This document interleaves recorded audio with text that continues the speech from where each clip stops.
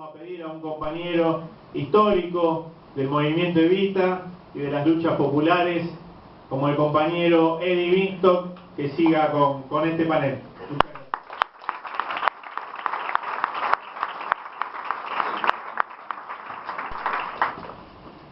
Bueno, compañeros, compañeras, cuando ayer pensaba qué decir, qué plantear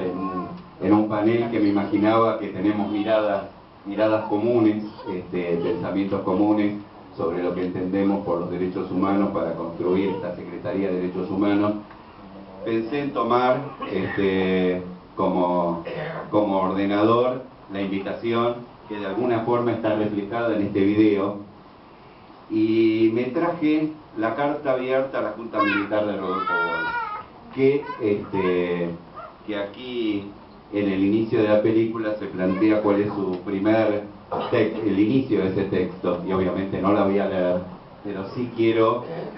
leer 3 o 4 párrafos, porque ustedes van a notar cómo a un año del golpe genocida, del golpe cívico-militar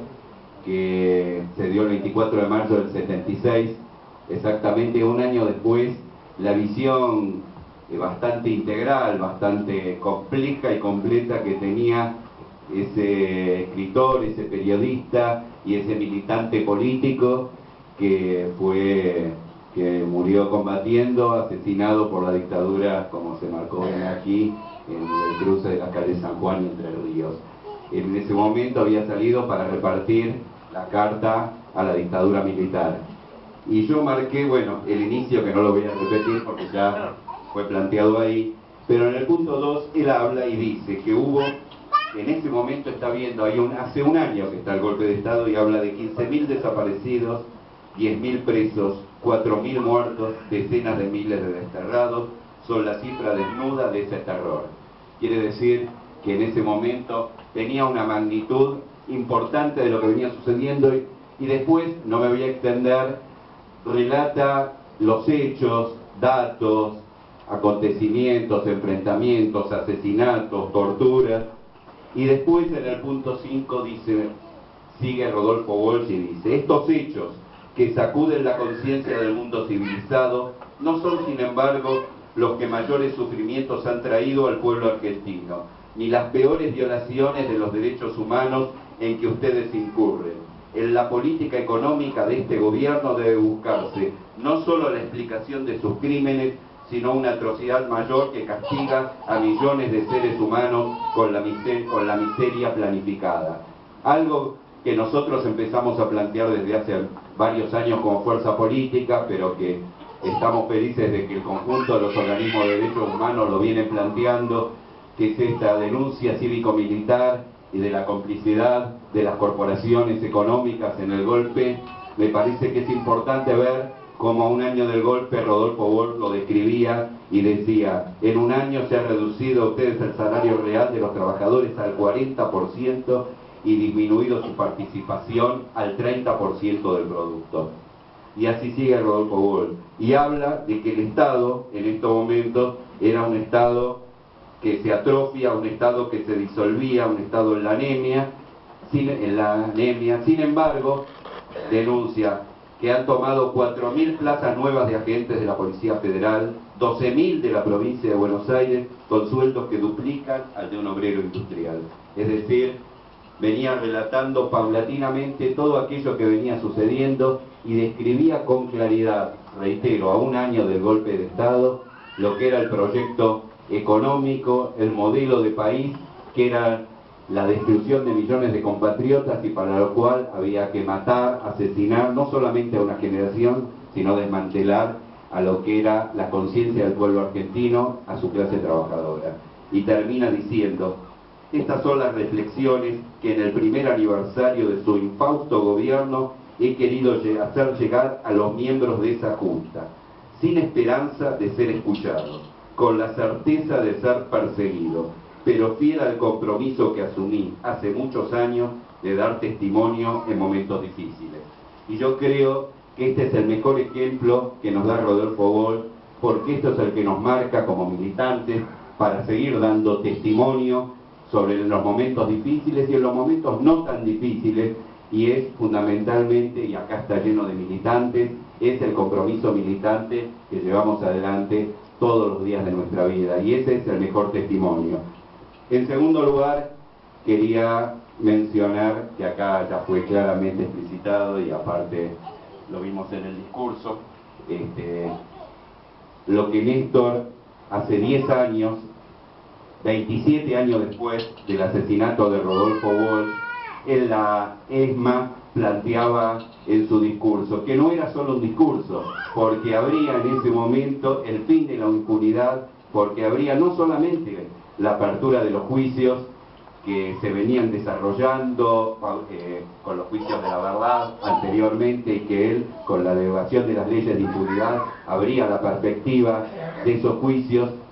sino que a la vez iniciaba un proceso integral de un modelo económico de inclusión y de un modelo que habilitaría la existencia de nuevo de nuestra clase trabajadora y volvería a plantar al país en los pies que esa dictadura genocida y oligárquica había echado por tierra. Entonces, en segundo lugar, yo quería reivindicar esta continuidad, pero a la vez la contracara de la denuncia de Rodolfo Walsh. Porque Rodolfo Walsh, que denuncia el genocidio no solamente político, sino el genocidio social,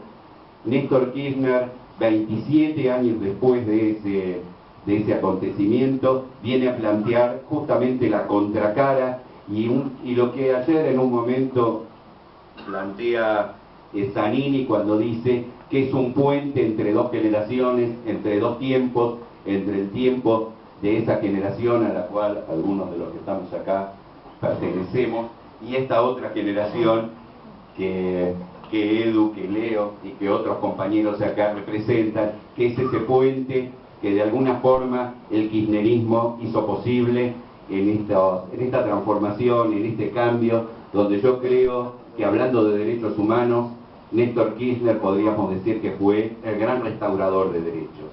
Pero ahora quisiera brevemente, y un poco lo planteó Edu, hablar desde el movimiento Evita. Y desde el movimiento Evita, yo creo que, y esto es una opinión personal, por un lado nosotros de alguna forma intentamos representar, intentamos a través de nuestras políticas y a través de nuestra conducta, dar continuidad a lo que es la tradición del peronismo revolucionario a lo largo de la historia, a lo largo de la década del 70, pero también encarnar a aquellos jóvenes que en la década del 90 enfrentaron a la segunda década infame, y que fue también un segundo genocidio social que le dio continuidad y profundidad al proyecto de la dictadura. Y en ese sentido, a mí me parece importante desde el movimiento Evita, un poco retomando de nuevo lo que decía Edu, que nuestro compromiso fundamental es un compromiso con los derechos que faltan, con los derechos de los que aún están con el trabajo en negro, que aún les falta la tierra, que aún les falta la vivienda, que aún tienen problemas de agua, que a los pibes que ahora con el plan Progresar nos empezamos a dar una política de inclusión, para todos esos compañeros, para todos esos sectores, para las luchas que da Leo con aquellos que son víctimas de la violencia institucional, con la lucha que da María, que hoy no vino, con la lucha por las minorías para incluirlas en derecho, todo eso que incluye en el movimiento Evita, ese es nuestro compromiso. Y a mí siempre me gusta plantear, y siempre planteo, que los derechos, antes de ser política de Estado, que los derechos, antes de ser legislados, fueron primero lucha. Y claramente en la política de derechos humanos eso se ve con lucidez y con claridad, porque muchas veces nosotros planteamos que Néstor Kirchner iba delante de nosotros, que Cristina iba delante y que falta la organización popular que de alguna forma dé contenido, profundidad y continuidad a esas luchas. Pero eso no sucedió justamente en los derechos humanos. Los derechos humanos fue claramente un movimiento que encarnó fuertemente en el pueblo, que se hizo carne en ese pueblo y que reivindicó esas luchas, y Néstor tuvo la claridad y la audacia de llevarlo adelante, y después esto se instituyó en secretarías de Estado y en políticas de Estado. Así que me parece un buen ejemplo para esa reivindicación que hacemos como movimiento Evita de la organización popular como sostén de derechos. Y finalmente, para ser totalmente breve, reflexionar y decir que es cierto y es importante, en mi opinión, los juicios que se llevan adelante. En mi caso creo que ya llevo 6 testimonios en distintas causas, como muchos acá, pero para mí el mejor homenaje que le podemos rendir a los compañeros que no están, a los compañeros simbolizados en Rodolfo Walsh, es construir la patria por la cual ellos soñaron, por la cual ellos trabajaron, por la cual ellos construyeron, por la cual ellos militaron, y esa es tarea no de los que estamos acá, es tarea de todos nosotros como militantes políticos, es el compromiso y es la perspectiva de darle sentido a tanto esfuerzo, tanta lucha y tanto sacrificio. Gracias.